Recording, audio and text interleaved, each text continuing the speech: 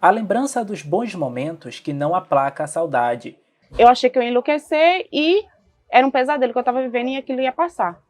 O recomeço da vida após uma experiência traumática. Então eu entrei num processo de tentar entender que é um dia após outro dia, entendeu? E uma nova realidade difícil de encarar. A Covid-19 tirou meu sonho. No Brasil da nova década, a crise não esperada que adiou planos, engavetou sonhos e pôs um ponto final em histórias que ainda tinham muito a acrescentar.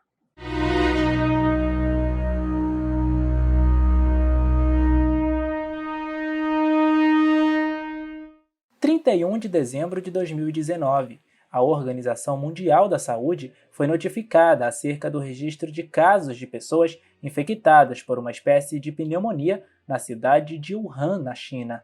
Se tratava, na verdade, de uma nova espécie de coronavírus, um agente infeccioso que causa uma doença respiratória.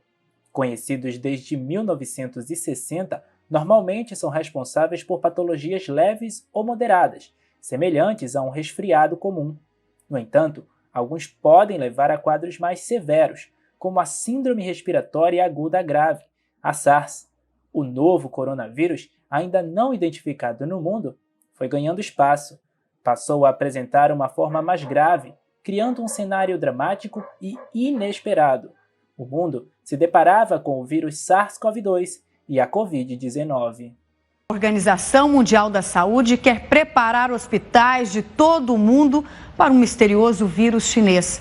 2 mortes por problemas respiratórios já foram confirmadas e o governo chinês contabiliza 50 casos. A Comissão Nacional de Saúde da China confirmou hoje que o vírus pode ser transmitido de pessoa para pessoa. O presidente Xi Jinping disse que conter o surto é a prioridade do governo. Em 2020, a doença se tornou emergência de saúde pública de importância internacional, classificação dada pela OMS. Em março, passou a ser considerada uma pandemia. Boa noite. A Organização Mundial da Saúde declarou hoje estado de emergência em saúde pública internacional por causa do aumento dos casos do coronavírus na China. A Organização Mundial da Saúde declarou hoje que a Covid-19, a infecção provocada pelo novo coronavírus, tornou-se uma pandemia. Segundo a OMS, a prioridade agora é frear o contágio. No Brasil, que logo se tornou um dos epicentros da doença, mais de 20 milhões de infectados e 600 mil vidas perdidas. A pandemia ganha outras dimensões quando somadas a problemáticas já presentes no país, como a crise econômica iniciada em 2014, o falho sistema de saúde das cidades e as precárias condições de habitação das populações. No dia a dia com a Covid, tem os que celebram a recuperação após viverem difíceis momentos em quartos de hospital, enquanto outros choram a perda de entes queridos. Muitos viram suas vidas mudarem completamente, perdendo empregos, a renda e até mesmo a própria casa. No acumulado de histórias, são inúmeros os que enfrentam o desafio da superação, em meio a uma pandemia ainda em curso. O publicitário Diego Curvelo, de 43 anos, foi um dos primeiros infectados com a Covid-19 em Pernambuco. Ao longo de 40 dias de internação, mais da metade deles entubado viveu momentos difíceis. Sem responder ao tratamento, viu a vida por um fio. Logo no princípio, assim, antes de chegar no Brasil, né? Eu já estava bem receoso, porque eu sou uma pessoa que tenta se cuidar ao máximo, principalmente com relação à higiene. Eu acho que o medo ele acaba fazendo com que você se proteja mais, né? É um estado de alerta, né? Eu comecei a ter alguns sintomas que eu imaginava que poderia ser algum sintoma alérgico que eu já tinha com relação à respiração, né? Ao sistema respiratório. Então, rinite, sinusite. Mas como eu estava tendo dores no corpo, comecei a ter febre, eu já não descartei em nenhum momento a possibilidade de ser Covid, né? Eu só realmente tomei a decisão de ir para uma emergência e fazer exame quando eu estava numa noite que estava sentindo uma dor muito forte na cabeça. E eu tomava medicação, não passava, e febre e moleza dor muscular, né? Então, quando eu não estava aguentando mais, foi que eu decidi ir pro hospital. E graças a Deus que eu tomei essa decisão, porque já estava ali com 40% do pulmão comprometido, quadro viral, já estava com pneumonia, né? Além do drama pessoal, Diego se viu na difícil situação de tentar não preocupar ainda mais a família. Diante de tantas incertezas quanto ao tratamento ainda em fase inicial, recebeu a notícia de que precisaria ser entubado. Eu entrei na UTI e veio o diretor-geral do hospital falar comigo, né? Quando o diretor-geral do hospital vem falar com você, ou você está devendo muito ou você está morrendo. Não, assim, não tem para onde correr. E aí, quando ele veio falar comigo, eu já matei a charada, disse, eu vou ser entubado, doutor. Ele fez, a gente está preparando o procedimento e tal. E ali, realmente, eu fiquei muito nervoso. Então, entreguei nas mãos de Deus. Disse que se fosse da minha hora que ele me perdoasse das falhas que eu cometi. E fiz o mesmo com a minha esposa. Eu liguei para ela. Mas para ela, claro que a gente tenta uma outra abordagem, né? Eu disse, vou ser entubado. Vou melhorar, continua aí orando que vai dar tudo certo. Histórias como a de Diego aplacam um pouco da dor enfrentada por bilhões de pessoas em todo o mundo. De maneiras diferentes, todos nós somos impactados pelo medo do amanhã. Uma tosse, uma febre, uma dor de cabeça. Implacável, a nova doença surge repentinamente e nos faz refletir sobre a fragilidade da vida. Para Nelga, a Covid-19 levou de forma abrupta o sorriso presente no dia a dia. A tia, Sônia, compõe a triste estatística da pandemia. Aos 63 anos, sucumbiu ao vírus que já pôs um fim à vida de milhões de pessoas em todo o mundo. Tudo começou na Semana Santa. Quando minha mãe, ela comeu um camarão na sexta-feira e veio a ficar doente. Nesse período que minha mãe estava internada, minha filha estava com minha tia. Foi quando minha filha pegou uma gripe muito forte. A minha filha pegou essa gripe e passou essa gripe para minha tia, porque as duas estavam dormindo junto na mesma cama. Até então a gente não sabe como foi que ela ficou gripada tão de repente. Só sei que ela ficou. A minha menina passou esses 17 dias, ela foi melhorando. Tomaram o suco da imunidade, tudinho, minha menina foi melhorando. Porém, a minha tia não tinha melhora. Mas ela foi fazer um exame no particular para ver como era que estava o pulmão dela. E o pulmão dela estava limpo, não tinha nada. Ela tinha tosse, ela estava gripada, mas não era... não tinha secreção no pulmão. Quando minha mãe faleceu, a minha tia também já estava muito doente. Minha mãe faleceu em casa, né? Então, assim, quem estava com ela lá foi minha irmã e minha tia, que as duas eram muito apegadas. Ela piorou mais ainda e foi socorrida para a UPA.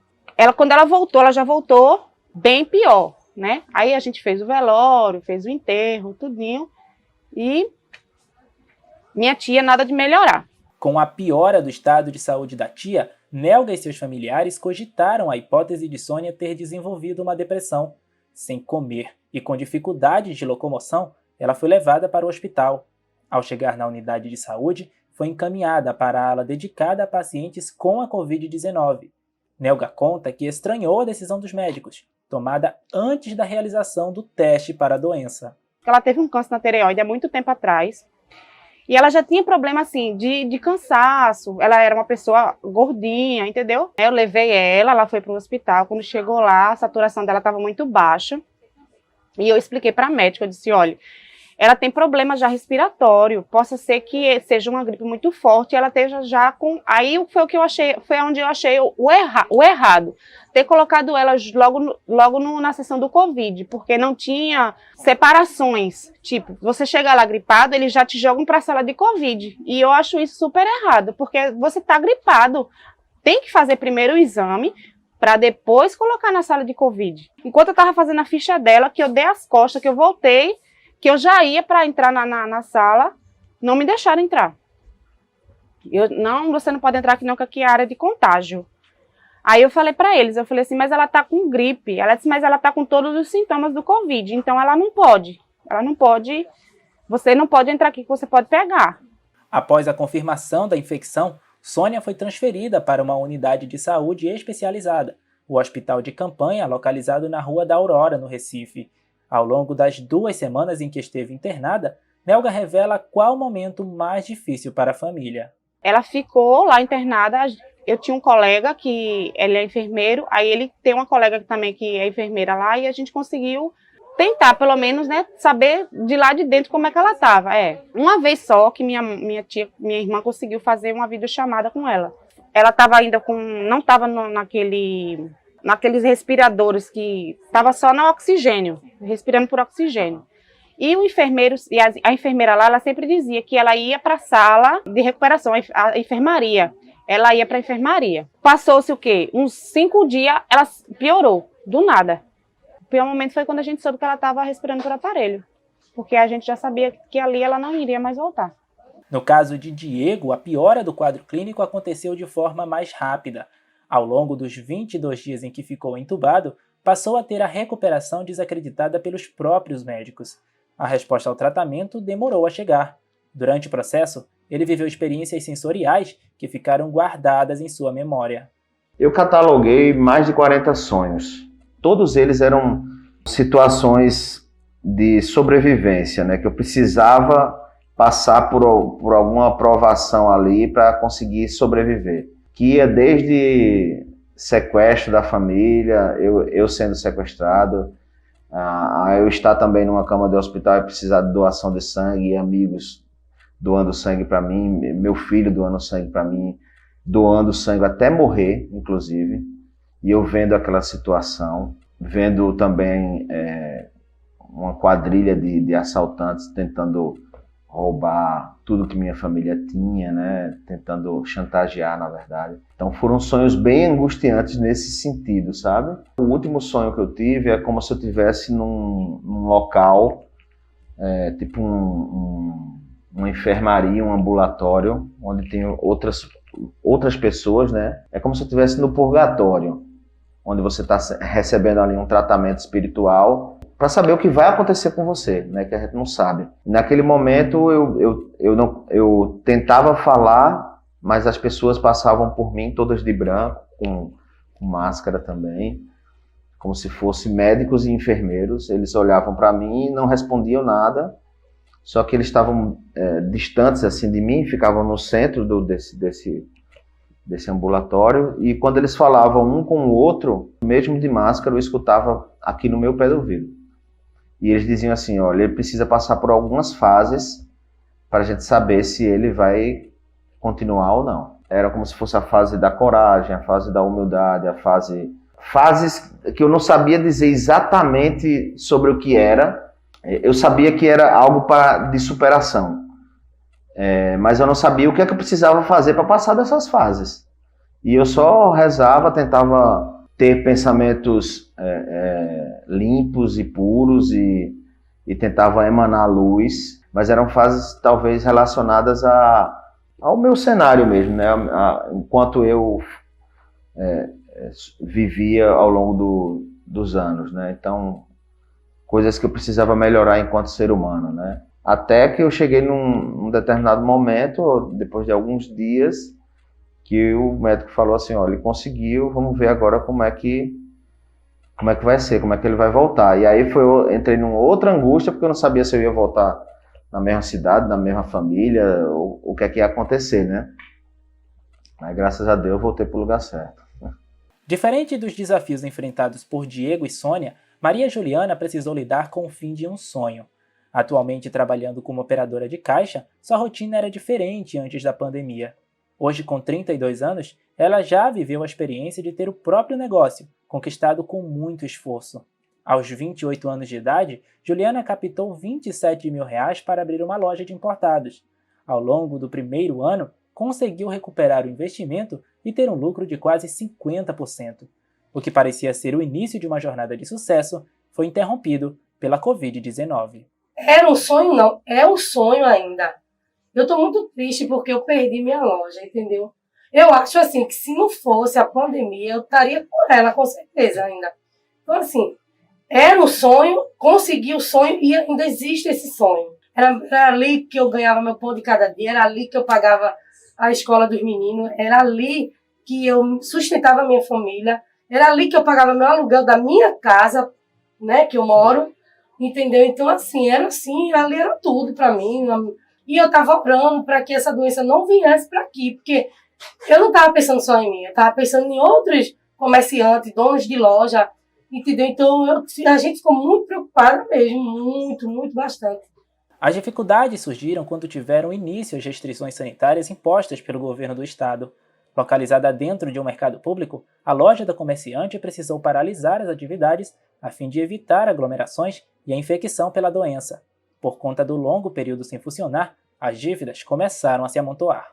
A gente vendia 5 mil por mês, 8 mil por mês, e a gente tinha meio a meio o dinheiro. Um exemplo, se a gente vendesse 8, a gente tinha 4 de lucro. Isso para pagar casa, fazer feira, entendeu? Pagar fornecedor. Então, bastante. Minha loja é bastante movimentada.